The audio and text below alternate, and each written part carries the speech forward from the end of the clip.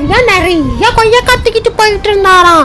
அப்போ அவருக்கு தெரியாம 3 கொய்யாக்கா கீழே வந்துச்சான். அத 2 பசங்க எடுத்து நம்ம சாப்பிடலாம் அப்படின்னு சொல்லி ஜாலியா எடுத்து சாப்பிட்டுச்சுல. ரொம்ப ருச்சியா இருந்துச்சான். இது தெரியாம தாத்தா கூடையை எடுத்துட்டு போயிட்டு ஓனர் கிட்ட எடுத்துட்டு போய் குத்தாராம். ஓனர் பார்த்துட்டு அவன்கிட்ட 10 கிலோ கொடுத்த, நீ என்ன 1/2 கிலோ துருத்தி சாப்பிட்டியா? 9 தான் இருக்கு, உன்னை என்ன பண்றேன் பாரு மிரட்டினாராம்.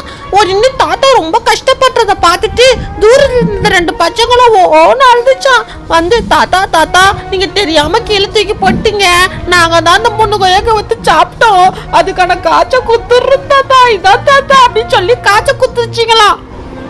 ஏன்டி அந்த காசை குட்ட, அந்த காசு இருந்தா நம்ம ஜாலியா வாங்கி சாப்பிட்டுருக்கலாம்ல அப்படின்னு ஒரு பொண்ணு சொல்லிச்சான். இல்லடி, நம்ம எப்பயுமே பொய் சொல்லக்கூடாது, நம்ம பொய் சொல்றதுனால மத்தவங்க கஷ்டப்படுற மாதிரி நடந்து கூடாது, எப்பயுமே உண்மைதான் பேசணும்னு சொல்லிச்சான். வீடியோ பிடிச்சிருந்தா லைக் பண்ணுங்க, ஷேர் பண்ணுங்க.